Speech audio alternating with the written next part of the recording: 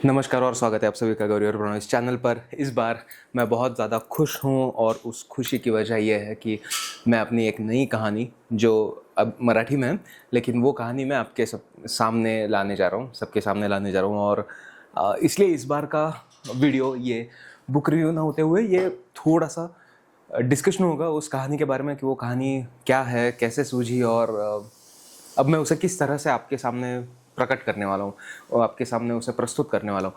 तो सबसे पहले तो आप इस चैनल को सब्सक्राइब करिए, लाइक करिए वीडियोस को और कमेंट करिए। अगर आपको कोई भी बात मुझसे कहनी हो, शेयर करनी हो तो प्लीज़ कमेंट करिए और प्लीज़ सब्सक्राइब करिए।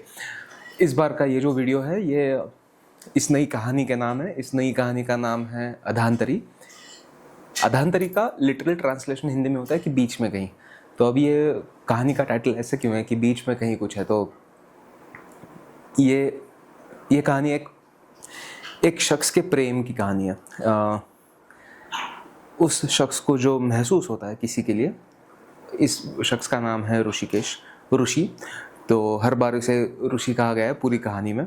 और इसका एक चाइल्डहुड क्रश था, एक क्रश नहीं, मोहब्बत थी उसकी एक, जो स्कूल में हुआ करती थी। और उसके बाद वो किसी लड़की की तरफ मुड़कर भी नहीं देखता। तो दरअसल ना आपने 96 मूवी देखी है क्या? बहुत बहुत सुंदर मूवी है ये।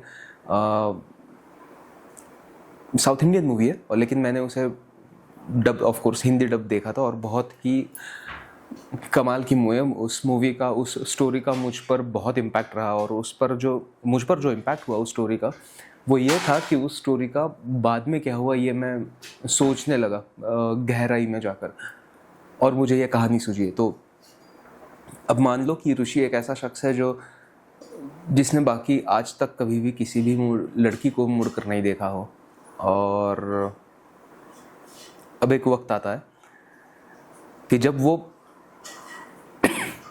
प्यार तो कर सकता है लेकिन वो ये बता नहीं सकता कि वो शख्स है। अब ये इसका क्या मतलब है ये तो आपको कहानी पढ़कर ही पता लगेगा। ये कहानी है ना मैं प्रतिलिपि पर डाल रहा हूँ। प्रतिलिपि एक ऐप है जहाँ पर आप आपका कंटेंट पोस्ट कर सकते हो, पब्लिश कर सकते हो। तो इस प्रतिलिपि ऐप पर मराठी सेक्शन में मैं इस कहानी को हर हफ्ते एक चैप्टर बतौर ऐसे पोस्ट करने वाला हूँ, शेयर करने वाला हूँ। तो मैं तो बहुत ज़्यादा एक्साइटेड हूँ इस कहानी को लेकर कि, और सिर्फ इस कहानी को लेकर नहीं लेकिन इसका रिस्पांस कैसा मिलेगा मुझे ये सोच कर भी एक ख्याल और भी है मेरे मन में कि मैंने ना बहुत बहुत फीडबैक ऐसे सुने हैं कि हमें मराठी आती है या फिर मराठी समझती है लेकिन हम पढ़ नहीं पाते। हम मराठी में बात कर सकते हैं, फिर हमें मराठी समझ में आती है। अगर आप कुछ बोल रहे हो मराठी में तो हमें पता है कि आप क्या बोल रहे हो, लेकिन हम पढ़ नहीं पाते उसे।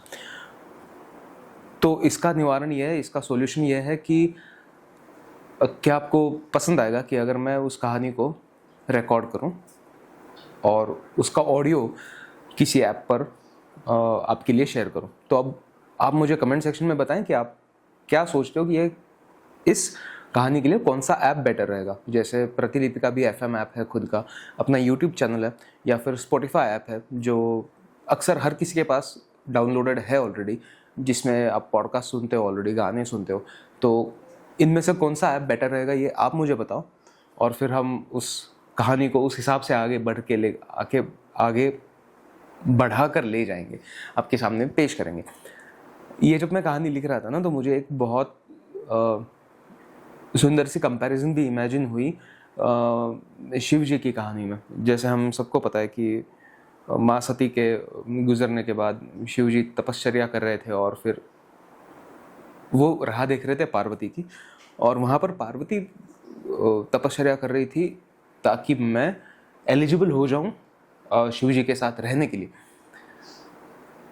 और इन दोनों के तपश्चर्या पूर्ण होने के बाद फिर हमें तो आगे की कहानी पता है कि कामदेव आते हैं, वो डिस्ट्रैक्ट करने की कोशिश करते हैं शिव जी को ताकि उनका ध्यान भटके और वो उनकी आंखें खोले और सामने पार्वती जी को देखें। फिर लेकिन वो शिव जी उनकी तीसरी आँख खोलते हैं और कामदेव को शाप मिलता है। मगर ये जो कहानी है ना जहाँ पर माता पार्वती तपश्चर्या कर रही है शिव जी के लिए, इसका फेस ऑफ अगर होगा तो कैसा होगा, ये भी मेरे मन में ख्याल था उस वक्त जब मैं कहानी लिख रहा था। और इसलिए मैं ये कहना चाहूँगा कि इस कहानी में 2 शख्स हैं, ऋषि और ईशा। ईशा उस ऋषि का पहला प्यार है, उसकी मोहब्बत है। और इस बार ऋषिकेश, जो शिव जी का ही नाम है, ये एक तरह से तपश्चर्या कर रहा है ईशा से मिलने के लिए। अब उसकी तपश्चर्या क्या है, ऐसा क्या होता है कि ऋषि उसके प्यार का इजहार तो कर सकता है ईशा से, लेकिन वो बता नहीं सकता। ये क्या मामला है, ये क्या मसला है? अब इसके लिए तो आपको कहानी पढ़नी पड़ेगी या फिर कहानी सुननी पड़ेगी। और अगर कहानी सुननी हो तो आपको ये बताना पड़ेगा कि कहानी आप कहाँ सुनना पसंद करते हो। तो मैं बहुत शांति से आपसे बात करने की कोशिश कर रहा हूँ, वरना एक्साइटेड तो मैं बहुत ज़्यादा हूँ आपको बताने के लिए कि क्या हो रहा है क्या नहीं हो रहा है।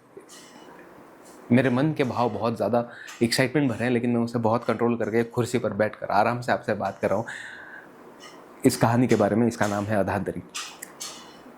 ये बहुत सुंदर मतलब मैंने इसे बहुत बार पढ़ा है जब मैं लिख रहा था, और लिखना पूरा होने के बाद भी मैंने बहुत पढ़ा इसे, और लेकिन मैं उसे ना आगे बढ़ा पाया हूँ, ना उसमें से कुछ घटा पाया हूँ।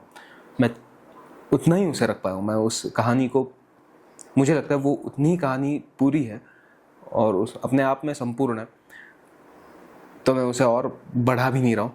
और वो जैसी भी कहानी है, जितनी भी कहानी है, वो आपके सामने मैं पेश कर रहा हूँ प्रतिलिपि पर। हर हफ्ते एक चैप्टर उसका आएगा, और अगर आप चाहो तो ऑडियो भी आएगा जल्दी। उसके लिए आप प्रतिलिपि ऐप पहले डाउनलोड करें ज़रूर, वहाँ पर मुझे फॉलो भी कर सकते हैं, ज़रूर करिए। और वहाँ पर चैप्टर पढ़ के आप वहाँ पे भी कमेंट या फिर रिव्यूज़ डाल सकते हैं कि आपको वो चैप्टर, वो स्पेसिफिक चैप्टर कैसा लगा, उसके बारे में आप क्या महसूस करते हो, वो भी मुझे आप ज़रूर बताएं। और अब हम मिलते हैं अगले हफ्ते नए बुक रिव्यू के साथ, लेकिन तब तक के लिए अलविदा। और तब तक के लिए फिर मैं बोल रहा हूँ, इस चैनल को सब्सक्राइब ज़रूर करिए और कमेंट सेक्शन में मुझे ज़रूर बताएं कि आप इसे कहाँ सुनना पसंद करेंगे। अलविदा।